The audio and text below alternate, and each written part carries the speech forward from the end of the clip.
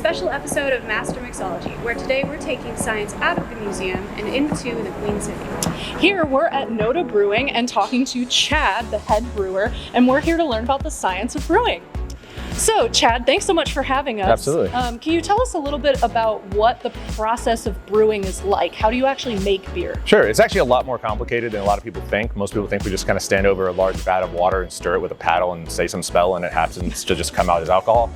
But generally the way that you make beer is the same general concept for making any sort of standard alcoholic beverage like wine or mead or cider. And essentially that we want to get sugar derived from a fluid medium, and we want to basically have yeast eat it and excrete out alcohol in the process. Now what makes beer very unique is that we have to get the sugar from barley grain specifically, or grain in general. So we can use barley mostly, we also can use wheat and rye and oats and corn and various different things. But essentially, unlike an apple or a grape that actually has juice in it, there's no liquid that comes out of a barley grain when you crack it open. So we actually have to mash it. So resulting from enzymatic processes that are triggered from hot water hitting the grain in the mash itself, we're actually able to extract sugars from the starch chains that are in those grains, and then by transferring out and separating the spent solid matter from the fluid, which is now what we call wort. We boil it. We tend to add hops in different amounts and in different time frames, which is a very iconic ingredient in beer, but it actually doesn't add any alcohol or anything like that. It's just a staple flavor and aroma agent for it. And then once we are done boiling it, we cool it down and we present it to the yeast in one of our mini fermenters here. And the yeast will eat these sugars and extract out alcohol and CO2. So if you ever walk by one of the tanks here on a tour and you see that's bubbling up, that's the CO2 escaping.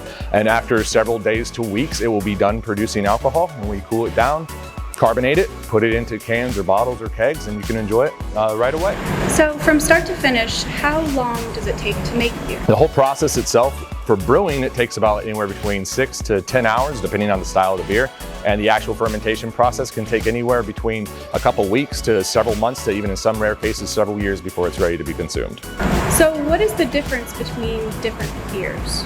Between different beers, basically the biggest difference is how you orchestrate the ingredients. A lot of people equate beer making to baking or cooking. I actually like to think of it more so as making music, and you basically have all your different instruments that are kind of like your different types of grain, your different types of hops, your different water profiles, your different types of yeast, and then all the little ways you can orchestrate them together via different temperatures, different amounts or percentages, and they can result in vastly different beers. We can have beers that are super light in color, beers that are pitch black in color, beers that are as light as 1% or less in alcohol, all the way up to over 15% alcohol. You can't sell those in North Carolina though, but they do exist. And then you can have ones that taste extremely hoppy or not hoppy at all, ones that have flavors of chocolate and things of that nature. And then also the type of yeast that you use and the way it ferments will also give different sorts of characteristics off as well, that all add to the general profile of what the beer is. So there's a huge amount of, really thousands of different sorts of recipe combinations you can do.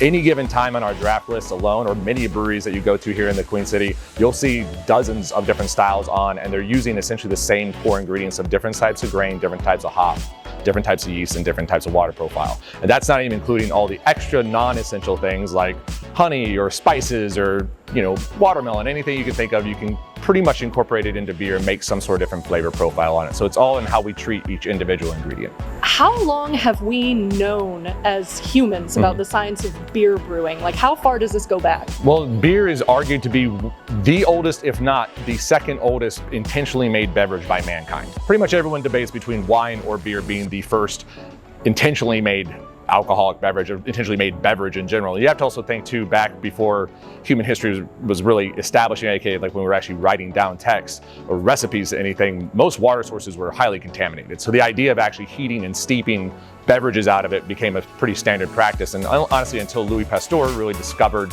what yeast was doing, we didn't really know that fermentation was a thing. So once he came around, we had a better idea that, there's actually little microorganisms that are creating alcohol. So we've known for as long, if not longer, than we've been writing history down.